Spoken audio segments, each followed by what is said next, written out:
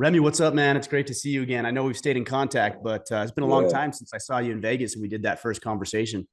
Yeah. I was so funny. I was thinking about that the other day. I was like, where were we when we got together? Was it Utah? Was it Yeah. Tennessee? I couldn't remember. So you just reminded me it's Vegas. I didn't know it was that was the last place we were there, last place that dropped in my mind. But yeah, Yeah, we thanks were for in having me. Vegas with American Dream U. Phil Randazzo was gracious enough to let us use his studio. I don't even remember how we got connected. Maybe I reached out or a mutual friend connected us. I don't know, but I'm glad we did.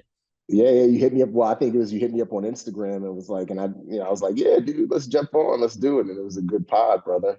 I'm looking Yeah. forward to jumping in You've again. you've had a lot of changes though. Not even changes, just growth, I would say, Yeah, over the past I don't know what it's been, maybe 4 or 5 years since we initially did yeah, that conversation. But yeah, from films, and I'm not talking about films that you're doing yourself, although you are, but I'm yeah, talking about like major features. We got yeah, different books in different yeah, genres. You've got yeah, documentaries. You did a TV show. I'm like, dang, this yeah. guy's doing everything. Yeah, man. Ain't no rest for the weary, brother. What how do you Yeah, decide though what you do? Because like for me, I have a mhm, hard time when I focus on so many different things. I'm like, man, if I feel like I'm juggling all these balls and I'm like, I gotta put that one yeah, down, I gotta set that one down and go all in on this. But I see a guy like yourself yeah, who's yeah, doing everything. Like yeah, I don't know how a guy like you does that. So explain that yeah. to me. For me, it all comes down to when I'm looking at different projects, whether it's a documentary, TV series, film, TV show, writing, directing, on camera, whatever the case may be, the first thing that comes to mind is this project authentic, one, and is there some type of inspirational, motivational, educational message in it that's going to resonate with the viewers or the public, whoever's going to be watching this? Like that's my number one thing is not what can I get out of it, but what can the public get out of it? And then from there, then I look at the business side of it, right? So then I go from there, okay, does this make sense from a business structure? And not just financially, but also from a time perspective, right? Because there's certain things that will take a lot of time from you, and but not create that same level of value as other things. Case in point, we were talking offline about season 2 of Special Forces Fox, which I'm not going to be doing, and I had to make a business decision, and the decision was, okay, I'm not going to do it because certain things are adding up, and it was good that I made that decision because otherwise I would be in another country right now shooting season 2. But I've been able to do so much more other stuff, which has been more fruitful for me as a director. It's been more fruitful for me as a writer and a producer, and it's moved the needle in a greater way than being in another country, screaming at celebrities, if that makes sense. So that's kind of how I look at it, the two Yeah. criteria. Do you feel like you ever get that fear of missing out mentality? Like take special forces, for example. I'm sure at this Mm-hmm. point they've shot the entirety of the season at this point. Yeah, yeah, yeah. Season 2, Um, yep. yeah, season two, right? Yeah. Do you feel like, even though you made what you thought was a sound business decision, do you feel like, oh shit, like I feel bad, like I wish I was there, and what did I miss? What opportunity did I miss out on? And if you get any of that mentality, how do you overcome that part of it? I would say sometimes in the beginning, there is that trepidation, like, all right, if I'm gonna walk away, like, what are these opportunities I'm gonna lose and this and that and this. But then after that, once I make the decision, there's no looking back. For me, I Mm, have a burn the boats mentality. And that comes from, when we talked about last time, me going back to SEAL training after I got kicked out of SEAL training, the first time. And when I went back, like I had to sign a page 13 that essentially said if I don't make it through SEAL training, I have to go back to First Marine Division and do 3 years, two combat deployments, and hate life. yeah. I signed that. When I signed that page 13, I burned the boats. I essentially said, hey, there's no other option for me. I have to make it through SEAL training the second go round, right? And so that's kind of how I look at it. Yes, there's a bit of trepidation in the beginning, but then afterwards, there's no regrets once I burn the boats because it's just like there's something better on the horizon for me. And 99% of the time, that's always the case. I'll never forget. And I also learned this lesson when long story short, I was supposed to be on a specific mission years ago, when I was in the teams, and there were guys who were on that mission. Well, I'm not going to say there was a big chance I was going to be on this specific mission, but I got pulled to go do another mission somewhere else. And, unfortunately, some guys got killed on that mission, you know? And so I could have been in that situation. And I remember being so upset that I wasn't able to be on this particular mission set and do this particular mission. I was like, dang it, like I did the training. But I actually got pulled to like a national level tasker, which was a cooler mission. But it was like, I Right. wanted to do that. I wanted to do that. And I was so upset and so mad. And then, you know, after the situation went down, I was like, dang, that could have been me. You know what I mean? Mm-hmm. And so, like, ever since then, I've always had this mentality of, if I was supposed to be there, then God would have worked it out so that I was there. Like, I would have, if I was supposed to do season 2, regardless of what happened, it would have worked out that way, but it wasn't. And so, as long as I have that mindset, then that helps keep me away from fear or what ifs or am I missing out or shoulda, coulda, woulda. If that makes sense. Yeah, that does make sense. And from the outside looking in, I'm not going to put words in your mouth, but I'd love you to explain Yeah. this. Is Yeah. I see somebody like yourself who has a lot of opportunity. I don't even like saying has a lot of opportunities because I think that discounts what you've done to create those opportunities. Mm-hmm. So I'll Mm-hmm. say it more. What I think is more appropriate is that you've created all these opportunities, and I imagine that fear of missing out mentality is lessened because you're not Yeah. sitting on your ass when you say no to something. You're actively Yeah. out there pursuing something else, which doesn't give you a whole lot of time or desire to think about that thing you said no to.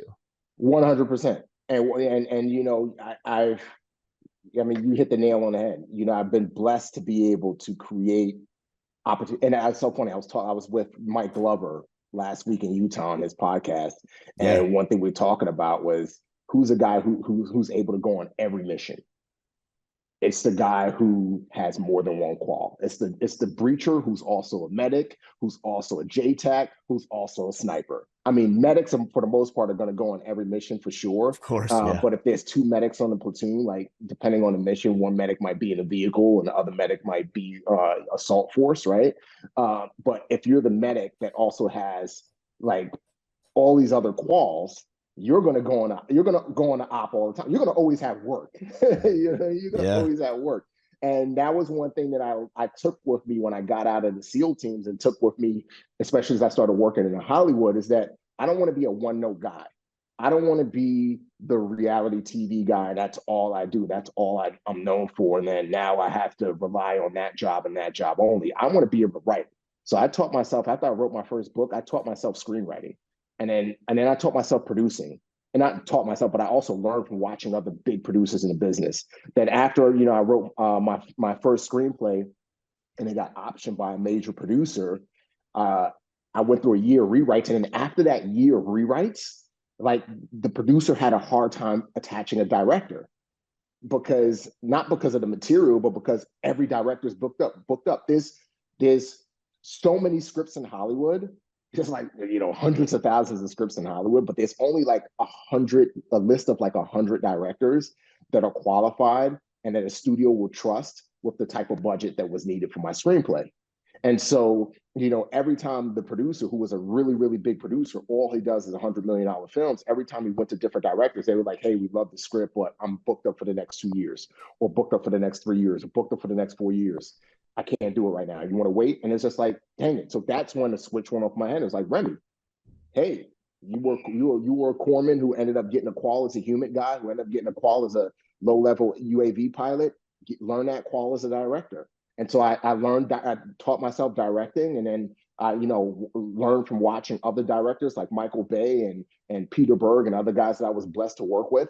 And then I directed my first short film, right? And so going back to your main point, I took what I learned from the teams, applied it in what I do in the film and TV industry. And I was just like, you know what? I'm going to just learn all these different jobs so that I always have a job, so that I can choose what I want to do and not have to do something because I need money. And I actually did a post about this last week where I talked about, the person who is desperate for money, when they go into a negotiation and they are desperate for money, they will always have the low ground. And where does that desperation come out of sometimes? Speaking for, the world that I operate in, Hollywood, that desperation comes out of the fact that the person who's desperate is one note. It's a person that can only do one thing, right? Typically, when you have multiple aspects of what you do, you'll never be without work. Therefore, you will never be desperate for money. Therefore, you will have more flexibility to choose what you want to do, what you don't want to do, and so on and so forth. Sorry for that long tangent, but No, not. I mean, it's powerful. yeah, I yeah, hear all these guys who, they say things like, they don't pay me enough for this shit. That's not my job yeah, description. I'm like, yeah, it's true. And you yeah, can keep complaining about that, or you can yeah, stack up all these credentials and qualifications and get these yeah. opportunities. And you also make yourself indispensable. There's a great book. I pulled it up while you were talking, called Yeah. Linchpin by Seth Godin. And the Okay. subtitle is, Are You Indispensable? And I think that's what you're talking about right now. You're talking about being the medic, but being the sniper, but being the breacher, but being all these Yep. things. Yep. That's the guy I want to make sure stays alive. Like, I need Yes. that guy to Yes. be Yes. alive. And Exactly. so these are the type of people, that I think generally we want on our team. I've thought about this as the Matthew McConaughey effect. Because Yeah. he was doing a bunch of rom-com, right? And that's what he was good Yeah. at. And so his movies are cute or whatever. But the script and you know how it's all going to Yeah. go. And, your woman takes you on Valentine's Day and you go through it because you want to get laid. And that's like it. Yeah. But it Yeah. really wasn't until he did movies like Dallas Buyers Club and some of these Yeah. others where it's like, okay, this guy's interesting now because Yeah. he's Yeah. showing me he's more than just being, a good looking guy Yeah. that's funny. Yeah, exactly. He could act in more than just the rom com and be Yes, the lovey dovey, knight in shining armor. He could be the AIDS, the person. I believe in Dallas Buyers Club. He had AIDS. He could be the AIDS that's right. patient, or he could be the astronaut in Interstellar, or Right. he could be the detective in True Detective. But none of that was evident until he jumped outside of the box and showed that he can be a chameleon. No pun intended. That's the title of my book right there. That's a But good. That's a good. That's impressive yeah, alone right there. That's a good time. Let's since you bring it up, yeah, let's talk about it. I'm fascinated not only because of the book, and I want you to explain a little bit, but I'm yeah, fascinated with this migration of former SEALs from the yeah, self-help leadership development space to yeah, the fictional space. And I think, yeah. correct me if I'm wrong, but I think Jack Carr kind of broke the barrier, broke the Oh yeah, mold a little bit. 100%. Yeah, he definitely did. He showed. I mean, because you had the No Easy Day book, you had the Lone Survivor, even my book, the nonfiction books, but you never had somebody that lived the life of a person of action writing fiction. I mean, I think Brad Taylor, if my memory serves me right, he was a former Army SF guy. But Okay. outside of that, you know what I mean. You didn't have a lot, and then he did it, and he proved the concept, and he proved that it can work, and it can be entertaining, and it can translate into film and TV. And now I was with Jack Carr last week in Utah on this podcast, and one thing that we talked about, I told him about, I was like, dude, it's so cool that you become the king of the hill in this space. You know what I mean? Not just as it relates to like SEALs, but as it relates to thriller authors. Like he is like the top of the top. As a matter of fact, he's so far up there that my publisher was like, I saw that. let's put Jack Carr on the cover of your book, his quote, you know what I mean? So, it's so cool that, he showed the path. And interestingly, after the Chameleon actually started out as a screenplay. As I mentioned earlier, it was the first screenplay that I wrote, and it got optioned by a really, really big producer. As I mentioned earlier, went through a year rewrites. And then after a year rewrites, and we started looking for directors at the same time, there was this former CIA guy who turned author named Taylor Moore, who's a really, really good dude.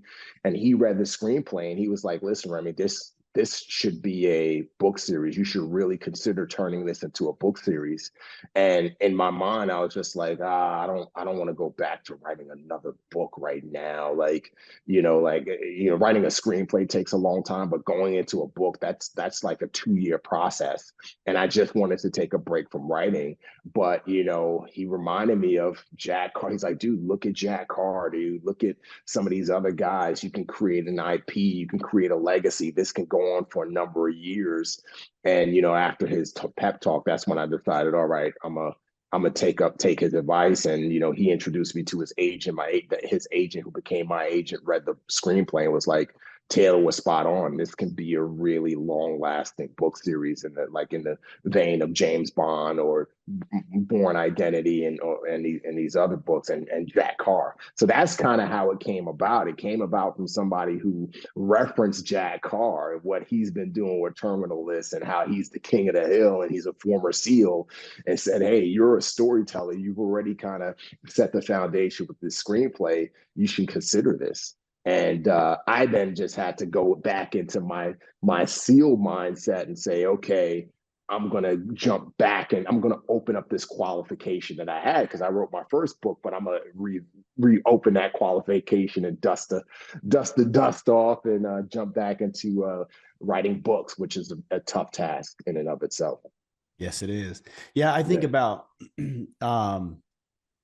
I can't think of the guy's name yet. You probably know it, but the guy that plays Jim Halpert on The Office. What's that guy's name? I can't think of his name. You know what I'm talking about? He plays Jack Ryan. Is the main character?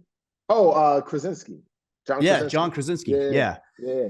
And I think about him. I think that was I think Jack Ryan. I think that's Tom Clancy, right? Yeah, that's Tom Clancy. Yep, that's Tom Clancy. So I think about guys like that. You're talking about these legacy or these like generational characters. It's pretty amazing that we can get so bought in. But I think what gives guys like you and Jack some power is it's not bullshit. Yeah. Like we read the books and we're like, oh, that's I mean, we don't know. I don't know. I mean, I was in the military, but not to the degree that you were. And like, I don't know.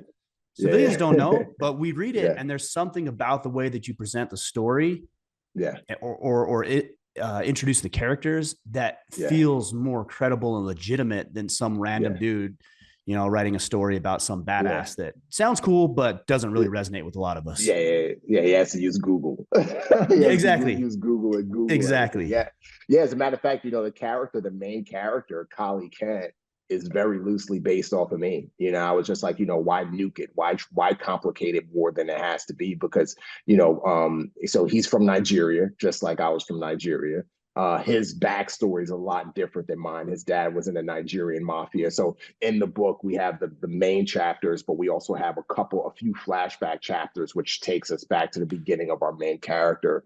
And so, his dad was in the Nigerian mafia, and I won't give away what happens in that situation. But we in book 2 is when we go into, him arriving in the US a little bit more in the flashback chapters. But I say all that to say, he's me. He's a kid from Africa who came to America, who ended up, rising up through the ranks into some type of special operations unit. It's not military special operations, but it's this CIA black box team. And everything that he does is, again, loosely based off what I did, because I was a human guy, which stands for human intelligence. So I went to the various 3-letter agency schools like the NSA interagency and TSO and human school and ASO and all these different things. And I just remember being overseas doing a job running sources and having cash and spying and doing all of this stuff. And I was like, man, it would be cool if there was one day a fictional character like this. So, after gaining all of this experience, not just as a soft operator, but even when I got out and I got into the human trafficking world and I was volunteering with different human trafficking nonprofits that employ former SEALs and agency guys, taking all of that experience and putting it into this book. And then also fictionalizing it in the way that protects tradecraft and secrets and classified stuff and so on and so forth. So, it's easier for a guy like me and Jack Carr and it's even easier for me in this situation because all I'm doing is taking real experiences, transposing them, and then putting them in the book to make it cool. As a matter of fact, there's a chapter in my first book, Transform, my memoir. The title of the chapter is Chameleon. Interesting. I had to keep out so much stuff that I did overseas because I just couldn't talk about it. But in reality, Chameleon is like a fictional part two to Transform, because it's my experiences and merge with the characters' experiences and world. Did you have to go through quite an extensive review or approval process? Is it the Department of Defense, or who Yeah, it's reviews the this stuff? DoD. Yeah, the Okay, yeah, DoD reviews it. Yeah, and to make sure. And the good thing is too, like I was able to take everything that I had learned from my first DoD, because that was an 8-month process, and pretty much add that in there to make sure that the process, the second go around wasn't as stringent, along, so to speak. yeah. I Yeah, imagine it gets a little wild, because Jack was telling yeah, me a little bit about his process, and yeah, the back and the forth and all this. I, yeah, I always got frustrated, and this may be similar, but yeah. I was in the financial planning world for quite a while, almost a decade. Mm-hmm. And there was things that I could say and things that I couldn't say because I was credentialed, because I had the training Yeah, and the knowledge and the licensing and everything else. yeah, And so I had to be careful about what I said, because it could be misconstrued as actual financial advice for people. yeah, But then you have these randos on the internet that can just run their mouths and talk about anything they want, yeah, yeah, yeah, without any fear of repercussion. But yeah, me, the one who's actually qualified to talk about these things, yeah, can't talk about it. And I wonder if yeah, you feel that same way a little bit. yeah. It's a bit stupid. It really is. It's like, really. And then you see certain movies like Zero Dark 30, and the person who wrote that, you know, doesn't have to submit it to, the DoD, because they were never a part of the DoD. Even though there's so much in there that's like gives away what we do and how we operate, which is crazy. So there is this double standard that's, like, in my opinion, a bit ridiculous. I get it to a certain extent, because from their perspective, you know, we're confirmed, whereas like a person who doesn't have the experience is confirming, it can't really confirm actual events and tactics and procedures, because they were never there. From their perspective, they're essentially saying, well, you're confirming, even though this is you know you're not giving away secrets, so per se it's still confirming that we actually do this or operate this way. So Right. it's Right. frustrating, but I it mean, it is what makes it is. sense. And you're gonna Yeah, you're gonna probably have some, I don't want to say bad actors necessarily, but you're going to have some people who are probably going to exploit that, and I'm sure I'm sure there's people even in your community that you're like, this guy's a real piece of work, yeah, that from a general community yeah, standpoint, you just don't appreciate the way they're yeah, going about doing certain things. yeah, for sure, for sure. Yeah. But like, one thing that I did to make sure and ensure is, like, I was like, you know what, I'm just creating this world. So it's fantasy. You know what I mean? I'm writing from the perspective of 2022, right? So I got out of 2016. So I'm writing from the perspective of 2022. I'm creating programs, which is, in the black box, that the overarching command is called black box, which is a Mm-hmm. fictitious unit that I created. And within black box, you have chameleons, which are essentially trained actors, which is fictitious.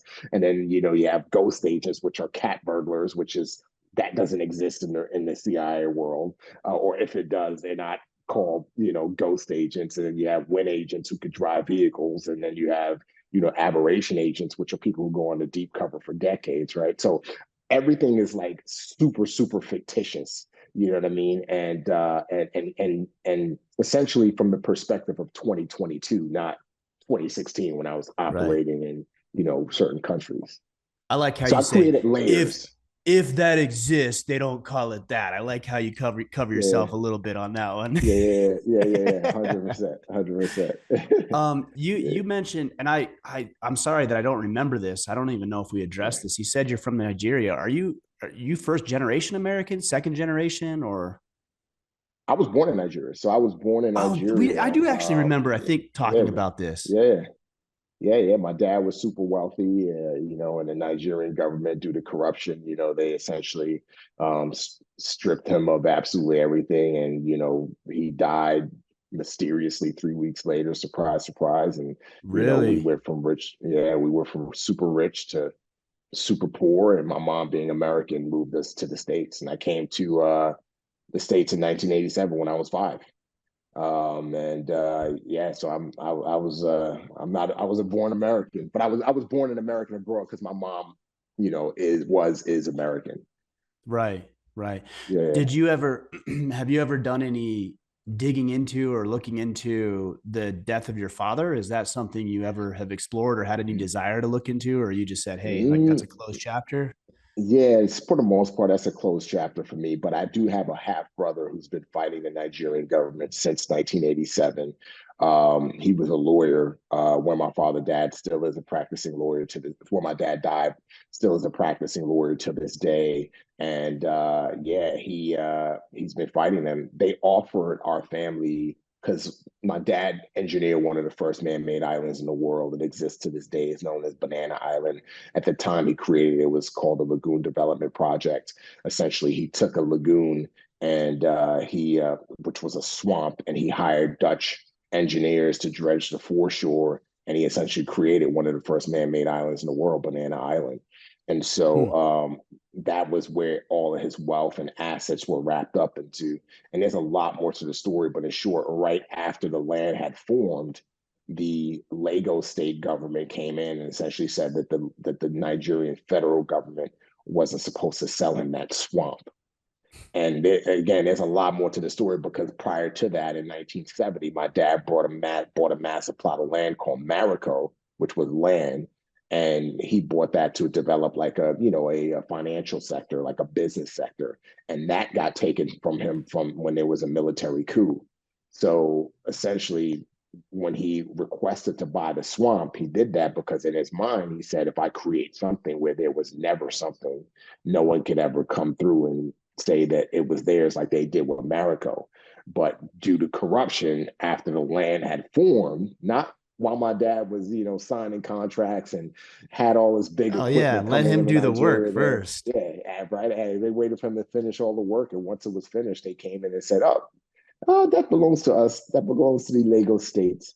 And my dad forth and my dad's bodyguard um is now and to this day is the manager of the island, Banana So Island. you think there was some inside work Oh, there? definitely, definitely. There was a lot of inside work, and so I say all that to say that the Nigerian Lagos state government, that island is worth billions of dollars now. They offered my half brother $8 million about 3, 4 years ago, and he turned it down because what my dad invested in it, just for inflation was hundreds of millions of dollars, and then now it's worth billions, and you want to offer us $8 million? Come on, that's ridiculous. That's hard, man. Like Yeah, I'm trying to think about it from both perspectives. And like on one hand, yeah, like, are you ever going to see more than that? Probably not. yeah. On the other hand, it's like this principled approach, which, you got to commend. And also $8 million in the bank account isn't anything to Yeah. scoff at though, too. So it's Yeah, like, man, yeah, that's yeah. hard to find which route to go there. I know. Well, he's my brother is the one that's running it. If it was me, would I have taken the 8 million? I don't know. I'm not a lawyer, so I don't understand how it all works, and Yeah, whether if he takes that closes the case, so he can never get anything later in the future. true. But Fair. Yeah. I just remember as a kid asking my mom. We were so poor growing up in the Bronx. I remember asking my mom, "Are we going to get any money, mom? Are we going to get any money?" From because we're poor. Can we try? And she would always say, "Don't hold your breath."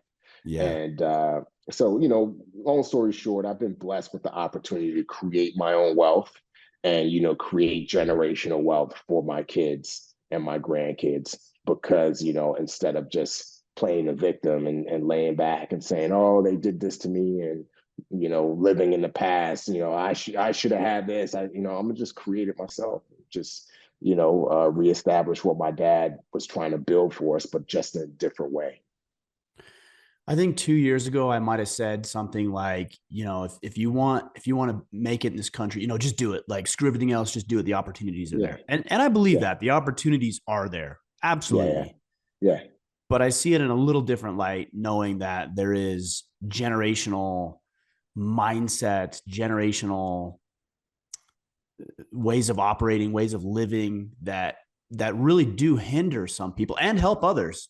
Yeah, What did your mom living in the Bronx instill in you? Were there some mindsets that even though you guys were in a tough financial and economic position, yeah. allowed you to see that there were still some opportunities that you could go out and capture for yourself? Oh, there were a lot of things. I mean, one was you can't be a victim. That was the one thing she would beat into us all the time. But you know, you are not a victim. You're not a victim. Even like when I got into my teen years and I was out there getting stupid and doing stupid things and getting in trouble with the cops and you know always blame, oh, it's the cops, it's the cops. She was like, no, you're not the victim. It's your fault. Take responsibility. You know, so that was one big thing. The other thing that she would always say was, you know, whatever you do, do it right. And if you do it right the first time, I mean, my mom used to always say, do it right the first time. If you do it right the first time, you'll be successful. But yet, like you have to strive to do it right the first time. It's not just going through the motions of trying to of doing something. It's like striving towards perfection. And the example that she would use with my brother and I is, you know, she would make us, you know, one night it would be my turn to wash the dishes and my brother's turn to dry the dishes. And then we would Mm-hmm. flip flop. The next night it Yeah. would be my turn, my brother's turn to wash and my turn to dry. If the dishes weren't perfectly washed and perfectly dried, like perfectly, she would pull them all out and make us redo them. Like, and because she was instilling this idea that you have to do it right, you have to strive to do it right the first time. You can't cut corners because if you cut corners, you ain't gonna make no money. But if you do the right thing and you give 110%, things will add up. One plus one will equal two. You know, and so you know that was another thing that she would really and she would always instill in. Another thing is, you know, that she instilled in us at a young age, which I was so grateful for to this day, is you know the ability to be able to articulate your thoughts in a literary format. You know, Mm. writing was really really important to her. She was a creative writer herself. I mean, she was a teacher, and then after she taught in elementary school, she started like a creative writing business where she would write, you know, resumes and term papers, and people would pay her, and she had a job because she was able to communicate in a literary format. And so she told us, well, tell my brother and I, you will never be without a job if you can write. A lot of people can't, but if you can learn how to write, you will never be without a job. And so she would make my brother and I read New York Times articles and books, and then she would make us write reports. And if those reports weren't near perfect, just like with the dishes, she would make us pick a brand new article. And I remember me, I was always trying to pick the like the sports article, the Of basketball article. course. She was Of like, no, course. she was like, no, no, no, you got to pick this. Or she would make me pick like the crazy articles about like, you know, fusion reactors and this new fusion reactor, and you know that the New York Times interviewed a scientist about, and it was tough, but she would make me do it. And so that's another thing that has helped me become successful. And you know, I was able to take that into the SEAL teams because when I got in and I found out about this opportunity to be a human operator, not just a SEAL, you know, a lot of guys didn't want to do that job because it required a lot of writing. It's not as glamorous as people think, where you get to go out and run sources and you know do trade craft and all. Everything that you do has to be documented. It has to be written in a way where somebody can pick up that report 10, 20 years from the day you wrote it and read it as though those events happened today. So you have to be a visual storyteller. And so, you know, when every SEAL was running away from going to human school, I was just like, I'll do it. Yeah. And the guy's like, you want to do you want to be writing reports after you come back from an op or after you do to me? I was like, dude, I love writing, right? And so that gave me a job opportunity in my community outside of just being a medic. That expanded, and that's what played a role in me doing that deployment, which I talked on earlier. That you know I was able to get on a cool mission because I had that specific qualification along with being a medic, right? And now that writing that my mom would beat into my brother and I, you know, it's what I do. I write screenplays. I write books. I write all kinds of different things. I just got paid $20,000 to help develop a pitch deck for unscripted TV. I had a TV show. I had to write that 1 week of work, $20,000, right? And so that all comes back to what my mom would make me do. So that was the other thing. That was the third thing that I would say that my mom instilled in me that made me realize that regardless of what the odds say or what the situation is, like you could be successful if you have these tools and you apply them. Yeah. Yeah, the whatever you do, do it right Yeah, mentality, man, that one resonates with me. I yeah, I remember, my mom would make us clean the bathroom or whatever, and mm, I'd get done. I'd fly through it and get done, and I'd say, "Hey, mom, I'm done." She's like, "Did you do it to your standard or the yeah, standard?" That's what she would yeah, always say. I'm like, yeah, let me go back up. She's like, "Yeah, why don't you yeah, go back up and tell me when you're really done?" And so yeah, yeah. that But that's resonates. the stuff that sticks with you though, right? Like, and Of I'm course. sure like even to this day, like that's how you operate in everything you do is, that's why, how many guys have started podcasts since you started podcasting and those podcasts have gone and done Yeah. and over with? A whole lot of, especially during COVID, a whole lot of guys, right? And women as well, right? But the reason why you're still standing is because that mindset that your mom instilled in you, which I'm sure you apply in other things you do as a father, as a husband, and so on and so forth. So it works. Yeah, It works. it were. I mean, look, I'm not here to say that I do that all the time, and Yeah, but hopefully, even if I deviate, and I have a lot in my life, when I deviate, hopefully I that's foundational enough that I yeah, come yeah, back to, like the prodigal son, right? Like you come yeah, back to it and you remember your roots, remember what you're supposed to be doing, and get yourself back in line. yeah, yeah. 100%, one hundred I percent. have It's a calibrator. I have questions about, where she instilled this idea of being able to articulate your thoughts, not just in verbal form, but in written form. What are your Yeah, thoughts on AI technology? Because it would be easy for me to go yeah, into Chat GPT or whatever and punch in, some prompts and say, write me a script about, an yeah, ex-CIA agent who, goes nuts because he feels like yeah, the government screwed him over, and come yeah, up with something actually pretty compelling. yeah, Maybe a little yeah, bit cold and stiff, but pretty yeah, compelling. yeah. I think that it's going to make people stupid. Mm, I was at the airport the other day, flying back from, I can't remember, oh, from Nashville, not the other day, a couple of weeks ago, flying back from Nashville. And my business partner, Brad, who you've been communicating with, there was a girl doing a paper for school. And Brad, like, he just glanced over, not prying on business. He was just walking by. He's like, she's using ChatGPT to write her paper. right. And I was just like, oh my God. I was like, this is just because you're losing the ability you're losing the ability to be able to, and I'm saying to a lot, to refine that critical thinking muscle that's necessary to survive and be successful in life, right?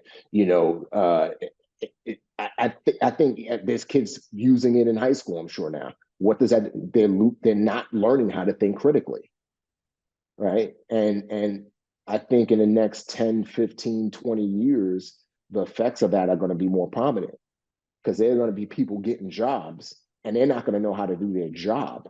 They're Mm, not going to know how to market. They're not going to know how to, maybe be a doctor. They're not going to know how to be an engineer or do things that require critical thinking, that require you learning and not having a technology do the work for you. So I think that it's dangerous. I think that it's doing a disservice to humanity. And I'm in the WGA, which is the Writers Guild of America, and one of the reasons why we're on strike, one of the many reasons we're on strike, is because the studios didn't want to budge on the use of AI in writing screenplays. Because for them, they want to be able to, get, like you said, be able to put some bullet points into an AI system, CIA the agent, formula, pistol, right? yeah, put it in, and then have AI generate that screenplay, that 120-page screenplay, and then they hand that screenplay over to an executive who works at the studio, who's already already an employee of the studio or an assistant, have them polish it, or fill in the gaps, right? Because even with AI, AI doesn't have the ability to also think from an emotional standpoint. It can't smell, it can't sense, it can't really figure out when does a person take a beat. Like, for example, I was polishing a spec script that I'm working on, and there's a scene that in there where one person says something to another person, and instead of person B responding right away, the dialogue that was what was said to person B from person A was so stunning that person B couldn't respond right away Mm, because they were just stopped in their tracks. How did that happen? Because something emotionally happened earlier in the film that triggered that person from, instead of speaking and responding quickly, taking a step back. AI can't quantify that. AI can't sure. put that into a screenplay because AI doesn't have emotion. And so it's always going to take a writer to come in, not, or an assistant or executive to come in and fix it. And the studios don't want a WGA writer to come in because they want to be able to get a freebie. They want to be able to, have an AI create it, have an already paid employee do a polish on it, and then be able to go make the movie without having to pay a WGA writer scale for a script, which scale is like for feature film is about $120,000. Is that right? And Wow. Yeah. yeah, it's Significant. $120,000. And then on top of, but that's scale, that's like entry level, right? So you get Really? some screenwriters that get, like for my book Transform got picked up to be a movie. And so, I can't go into the numbers, but I'm getting way above scale Right. to write that screenplay as a movie, right? So a studio would now not have to pay, 120 plus $1,000, and then they don't have to pay residuals and points, because residuals and points and all of these things come along with it. So now we're not just talking about $120,000. We're talking about 500, 600, sometimes for some writers like Aaron Sorkin, we're talking about millions of dollars. Mm. So again, back to your original question, I think that it's dangerous because one, it's gonna inhibit people from thinking critically and learning how to think critically, which is going to inhibit growth, intellectual growth, and two, it's going to take jobs away from people. So I think what you're saying is valid. I do. I Yeah, mean, I see that yeah, side of the equation, but I also see the other side, and you almost can't blame them if they can just crank out a full feature production and lower the cost. Like from a capitalistic economic standpoint, that makes sense. mm-hmm. And regardless of what is it, the WGA Writers Guild Association, Yeah. is that right? Writers Guild of America. Yep. Of America. Okay. Yeah, So regardless of the strike, like it's gonna happen. Like AI is yeah, gonna happen. So what do you see as being a way forward, a path forward? Because again, I go back to my financial planning. I saw this like I would see older guys in the financial planning arena and they're like, oh, this new technology, like nothing beats what we can help clients with. I'm like, you're being really ignorant and arrogant right now yeah, because there are some things that financial software can do. And in that case, it's different because financial yeah, software should actually take out the emotion. yeah, yeah, So yeah, it's a yeah, little yeah, different. yeah. But I always was under the mindset of like, all right, well, this is gonna happen, these robo advisors. So what Mm-hmm. can I do personally to integrate it into my practice? Like, do you see any viable solutions Yeah, for 100%. I think, for the case of the WGA, the solution that they put forth, I think is the best solution. And it's simple. If you want to use the AI technology, you can use it, but let it just be a tool, similar to Final Draft. So Final Draft is a software that, all majority, 90% of screenwriters write in. I write in Final Draft. It helps format the screenplay for you. It's not AI technology, but when you want a scene heading, you just click scene heading and it formats it for you. When you want to write dialogue, you just hit character dialogue, it formats it all for you, right? So it's not AI, but it's a tool. So I think that the path forward is to look at AI as a tool, just like Final Draft, and essentially say, okay, studio, you want to use AI? That's fine. Let's have a WGA writer come on board, because somebody has to be credited for it. So a WGA writer come on board, do the polish on that screenplay, and then everybody's happy. You were able to use AI to come up with the idea, right? Because at the end of the day, there's two parts to making a film, to telling a story anyway. One is the idea, and that's mm-hmm. hard to find. It's hard to find a really, really good idea, right? And then after that idea comes around, comes about, then you now have to merge that idea with a professional writer that can now take that idea and formulate what it is. Similar to Matrix. The Matrix was a great idea, but you still needed, the Wakazis to come in and take that idea that they came up with and turn it into a 3-act structured screenplay. and put emotion into those characters and breathe life into those characters and have, you know, an inciting incident and all of these things that's necessary to tell a viable story.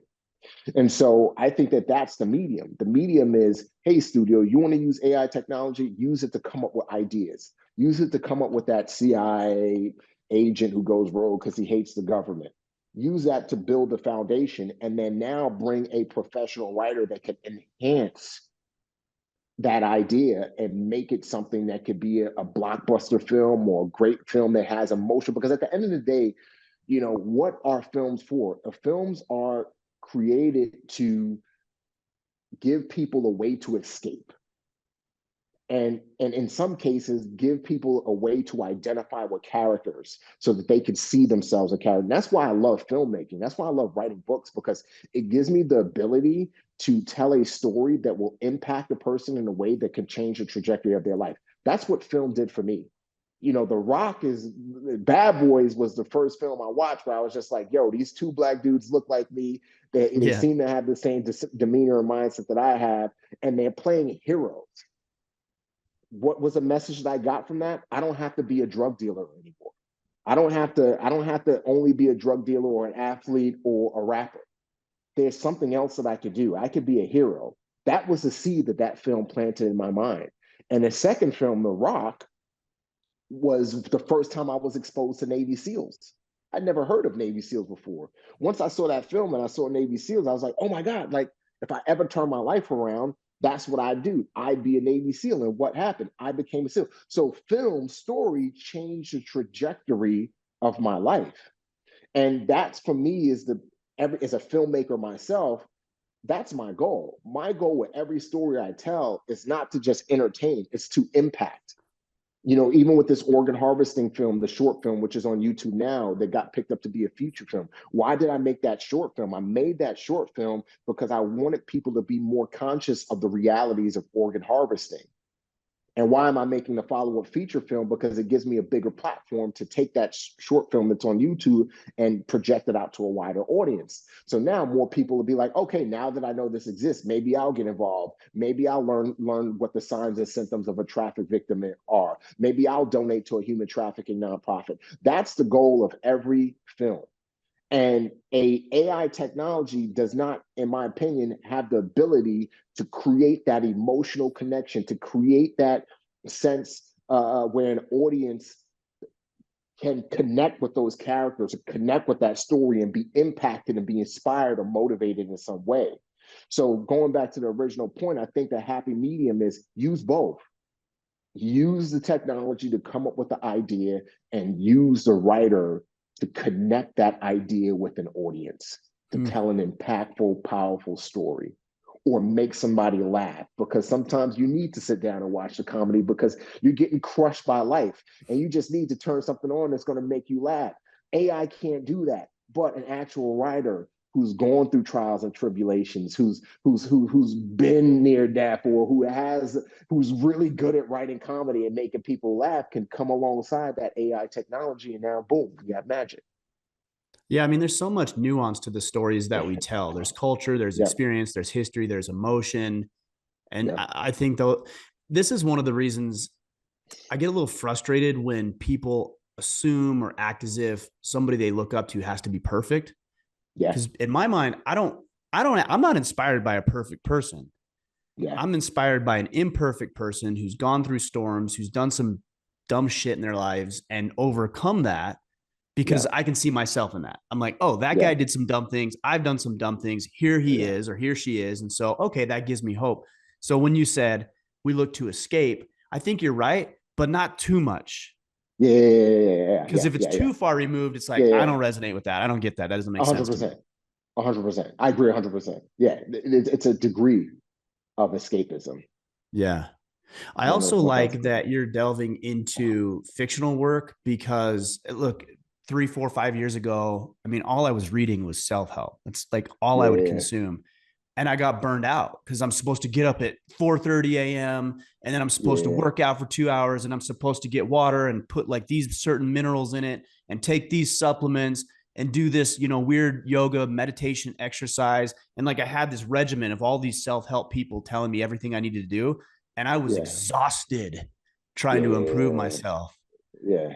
But then when Yeah. you read a good story and you get lost in a good story that has a good Exactly. message, you don't feel burned out. You feel edified, uplifted, Yes. inspired, motivated. Yes. Yes, yes, 100%, 100%. It gives you ideas. It's a way to decompress as well, too. Decompress from what's going on all around you. You know what I mean? And that's why that's another reason why I got into the fiction side of things, even though I was a bit opposed to it for the book side of things, but the screenplay side of things is because you get to create a world that people can immerse themselves inside of, and then, get a break from all of the craziness that's going on. Especially, when you're a dad, I'm a dad, dude. Like being a family man, dude, is not easy. It's not easy. You know what I mean? Being married is not easy. It's a job. You know what I mean? Like having kids is it's a good job. It's an honorable job, but it's a job, and those stories that you hear, like, even in Chameleon, those stories, they just take you away. They give you a reprieve. They allow you to see things from a different perspective. One thing that the book was read by a couple of people. I was able to send a couple of people the book, and one of the people I sent the book to was my mother-in-law, and she loved the action side of things in the book. But one thing that she said she loved the most was the flashback chapters. Were the Mm. flashback chapters, because of the flashback chapters, he has Kali as a young kid in Nigeria, but his mom and his dad and their relationship, and how the mom is trying to push the dad to go back to his old ways, which were better, and this family dynamic. And she was like, I there were so many chapters, but in the book in general. But I love when I came back to that flashback chapter, because I was able to see this family and view them and get a sense of Nigeria and kind of get out of my world and learn about a different culture that in a way that I never had a chance to learn from. And that was the best part for me. And that was one of the reasons why I wrote those chapters, because I didn't find this out until I got into publishing. The majority of people who buy books, it's like 90% of people who buy books are women. I didn't know that. Yeah.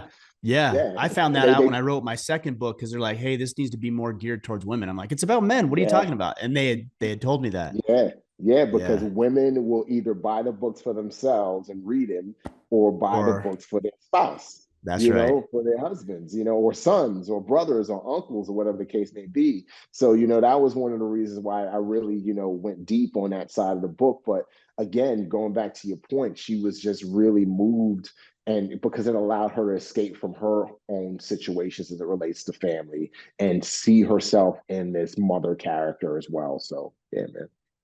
What is it like to see your work come to life, like real life? And I'm not talking about just Yeah. words on the page. I'm talking about Yeah. now you're seeing your consulting and your Yeah. coaching like actually on the screen impacting people Yeah. in a bit of a different way.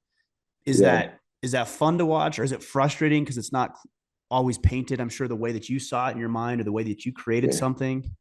Yeah, no, it's fun, man. For me, it's not frustrating. Like for the first, film that I directed, which was the short film, The Unexpected, which is 32-minute film. It was like to see this idea that originated in my head now become reality. It's crazy. It's like a high feeling. And I'll never forget, we were shooting The Unexpected in Kansas City, Missouri, and we had this scene on this farm where the main character, she gets her heart extracted. And just, the actress was phenomenal. I mean, she's a beast of an actress. She's from Hollywood, and she's going to be a massive star one day. But she just went there to the point where, the neighbors came over because they saw the film crew and the film trucks and all that, and they came over to see what was going on. And I allowed them to watch the monitor, and Mm. the mom and daughter started crying at this girl's performance, and how, because the actress was crying and she's screaming, and as her chest is being cut open with no anesthesia, no anything, and her heart is about to be taken out, to be trafficked. And just to see her performance and then the reaction of her performance from these two people, and how when I created in my head, that was the reaction that I wanted Mm. people to get. I wanted them to be touched and moved in a way where they're like, this is hard to watch. And one of the best comments that I get, and this might be sound crazy, but one of my favorite comments I get on the YouTube channel, because there's hundreds of comments on the film on YouTube now, is I had to stop. I had to Mm, turn it off. yeah. It was too much. And when I hear that, like where some people are like, oh man, that sucks, man. You didn't even watch the end. See, for me, it's like, yes, because that means that it was real to you. That means that I created something that you didn't watch and say, "Oh, that's fake. Oh, that's stupid." It was something that you were like, "Oh my god, that was real." That like that situation is real, and the reality is the reason why I made that film is because it is real. There are people right now having their organs trafficked. There are little kids right now being trafficked for sex. There are people being blood trafficked. It's happening. I mean, trafficking is a multi billion-dollar industry globally. It's about to surpass the drug trade. And so that's why it was important for me to be able to create something that was real and raw. So when I see it and it comes to fruition, and then I get the reactions from people that I get, a lot of people watch it to the end, but when I get those reactions, it's like a high. It's just like, yes, what I Mm. sought out to achieve has been achieved.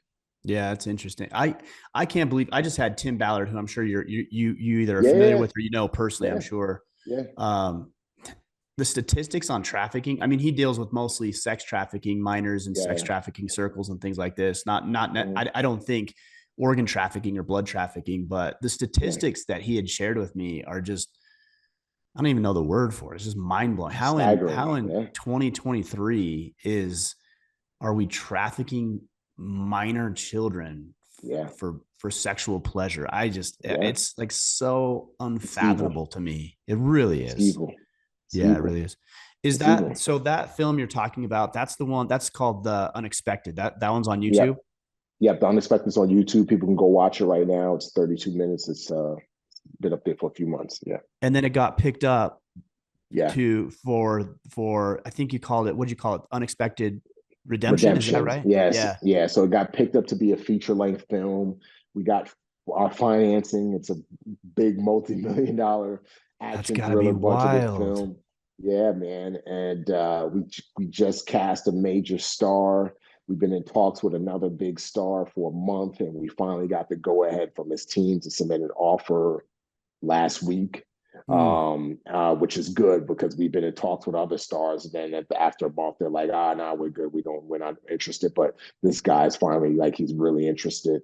And yeah, man, we're just waiting for the writer's strike to lift so that we can, move forward into production. But yeah, I'm super excited to be able to expand on the story. So the short film is a prequel, and the feature film is obviously a sequel to the prequel, so it picks up 5 years after the events of the got short it. film. So what's Yeah, your role in that? Have you written the screenplay? I mean, obviously you have the strike yep, going on right now, but have you already yep, written the screenplay for it? It's ready to go yeah, as soon as the strike lifts. yeah. I wrote the screenplay, man. I wrote the screenplay. I started writing it last January 2020, we're 2023, 2022, and I finished it in September, I want to say, and that's when the I can't remember exactly when I finished it, but the short film went out on YouTube, and a lot of people watched it in the industry, and they were like, "This should be a feature." And so G Base, which is Gerard Butler's Leonidas' production company, and Alan Siegel signed on to produce it in September. And then we got some other people, and I did a few rewrites before the writer's strike. But yeah, the script's done; it's ready to go, and yeah, man, super excited. And I'm directing the film, so I'm directing the That's what I film was when going the to writer's ask. strike is Yeah. over. Yeah, yeah, yeah, yeah, So yeah. in that situation, as a screenwriter, you receive your compensation up front for the license to to film it. Is that how it works? Or like, I'm actually No, curious it's about the process of that. Yeah, so the process is, I wrote the screenplay on spec. So when you write a screen on spec, it's speculation. It's not a guarantee that it's going to sell. It's You're just Mm-hmm. speculating. You're hoping that one day it will sell. Somebody So, will pick it up, right? yeah, yeah. So actually, I actually dropped the short film. My memory's off in October of 2021. And so in um, uh, January 2022, my publicist, had watched the short film and shared it with A24 and a bunch of other studios. And that's when they were like, yo, this could be a feature. And then my publicist was like, you should write the screenplay. I was like, I'm not trying to write a screenplay on spec. You know Hmm. what I mean? Like It's a lot of work. I want to get paid. Yeah, it's a lot of work. It's like you're investing time up front for something that may never get paid for. So Right. he convinced me, and then I wrote the screenplay on spec. And then when Gerard Butler and his team came on, they optioned it. So essentially, like an option, essentially they rented the screenplay. So there was a fee that was paid out, and they paid that fee. And it's the same thing that happened with Terminal List. So essentially, Jack Carr, after he wrote the book, Chris Pratt optioned the book rights for Mm-hmm. a number of years until they were able to bring it together into an actual film, until an actual TV series. So essentially, that's what happened with me. We optioned in on speculation that if we get the financing and the actors on board, then Remi will then get paid. So I'll get paid for the script once we go into production. So right now And then so you put a lot of investment up front, up front, yeah, like having some faith in what you're doing, but also, yeah, hoping, maybe fingers crossed a bit, all the fingers crossed, maybe a little bit yeah, yeah, that yeah, something man. actually comes from this. Yeah, yeah, and that was another thing I learned in Hollywood. I think this applies to life. Like no one's going to believe in your stuff like you will, and how can you convince somebody to invest $35 million in a film that you want to make if you're not investing any money or time into it? That short film alone that I made cost me about $150,000 to make. Hmm. So Out of just pocket off for of you. that, out of pocket, that was out of Right. pocket. I put 150,000 of my own money into that project. And so when people watched the film and then I told them I had the script, they were like, all right, you already showed that you believe in this enough to put up your own money. Okay, that moves the needle for us. And I think that's how it is in every sector of life and business. It's like, what are you willing to put into this thing that you're so passionate about, this thing that you say is going to win and succeed? Because if you're not putting any time, effort, money, resources behind it, why should I, as an investor, get behind it? You Right. know, so that was one of the biggest things I learned in the business. It's like you got to, especially in the beginning. In the beginning, when you're a filmmaker starting out, it's like you got to be the one that puts in all the sweat equity because no studio is going to trust you with 35, 40, $50 million to make a film. And then once you get to Christopher Nolan status, then you've already proven yourself. You don't have to Yeah. worry about that anymore. I'm glad you're So talking yeah, about that though, because I mean, even from my perspective, I have a lot of guys yeah, who will tune in and maybe they like what we do to varying degrees, but they'll say things yeah, like, "You're lucky, you're so lucky. Oh, you have this great opportunity to talk with guys like Remi and other people." I'm like, yeah, yeah, you know how yeah, many hours? Like yeah, I'm behind this microphone every single day. I'm on social yeah, media trying to share a message every single day. My life's under scrutiny. The things I do well, the yeah, things I fall behind on and fail at is under scrutiny. Like, don't you dare. And I would say this yeah, to yeah, any guy, don't you ever dare discount somebody's success, because what you're yeah, saying subconsciously even is that, well, maybe someday your ship will come in, and it won't. It yeah, just yeah, won't. yep, 100%, 100%. It's a, I think that's the Michael Jordan effect, right? Like so many people saw Michael Jordan like in his like after he got the sneaker deal and then after he had won the championships, and it was just like, dude, like it wasn't until people saw the Last Dance that they realized, no, dude, he was at the Chicago Bulls for years Right. before he won a championship. Like he was like, he broke his leg. Like it was a lot of things that happened, and he had to continue to persevere and put in the work day after day, show up to the gym early before he became Michael Jordan, the Michael Jordan that everybody knows.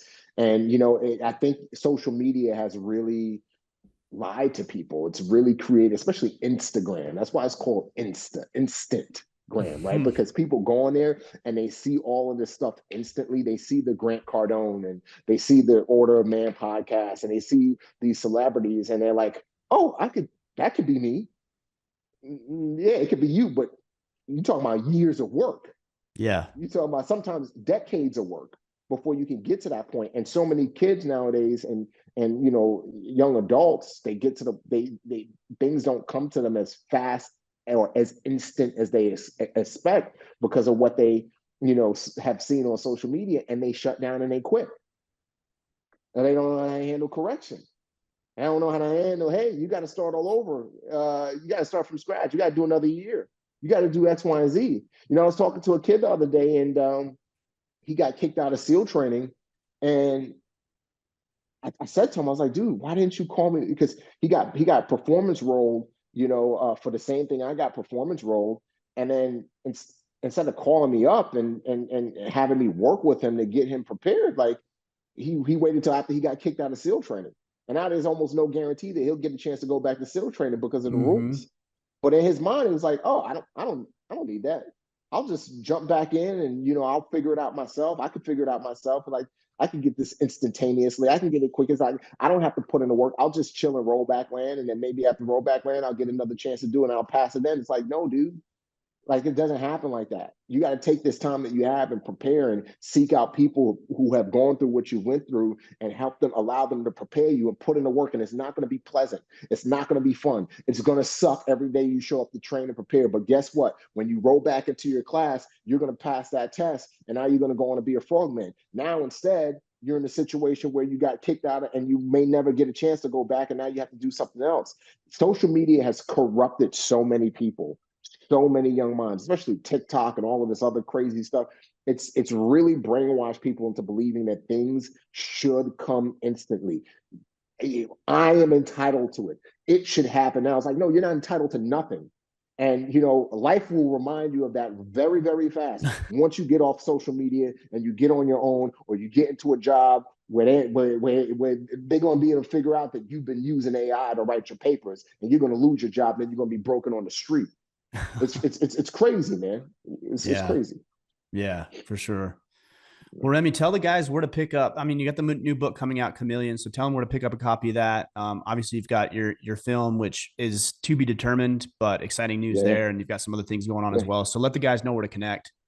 yeah. You can connect with me on Remi Adeleke, all social media platforms: Instagram, Twitter, LinkedIn, Facebook, whatever you got on there. And then Chameleon is. I'm not sure when you're releasing this, but Chameleon is available. You can pre-order it now. You can actually pre-order a signed copy at the link in my bio. Or if this podcast is out as of the release date, you could purchase it now wherever books are sold: Amazon, Barnes and Nobles, you name it, they're selling it. So Yeah, man. get yourself a copy, get inspired, motivated, educated through the story. And one thing, last thing I'll touch on about the book is it's not just an espionage thriller; it's somewhat of a political thriller as well. There's this underlying theme throughout the book of political disunity, and that comes to the forefront towards the end of the book. And I was intentional about this because obviously this book is releasing in America, and there's so much political division, not just political division, just division in general. And Mm-hmm. I wanted to kind of use what I had to use this book, just like I use Transform to inspire people in different ways. Use this book to kind of plant in people's minds the importance of unity. And yes, we can disagree, but we need to figure out a way to come together, or otherwise we're not going to have a nation. So it's not in your face. It's not, hey, you got to be this or you got to be that. It's just, hey, here's the situation we're in, and our enemies are crushing us in part because we're divided. And so we need to decide as to whether we want to come together or we want to keep being divided and then ultimately be destroyed. So yeah, I hope people check out the book, and they also get that message as well. Yeah, they will. They will. Well, brother, I appreciate you. I'm always inspired by you. I know we don't talk a lot. Yeah, We connect on social media every now and again, or a yeah, quick text or whatever. But yeah. I've been watching you. I see what you do, and man, it inspires me to play a little bigger. So I appreciate the Uh, friendship and you joining us today. Thank you, brother. I appreciate you and your friendship, and thanks for having me on, brother.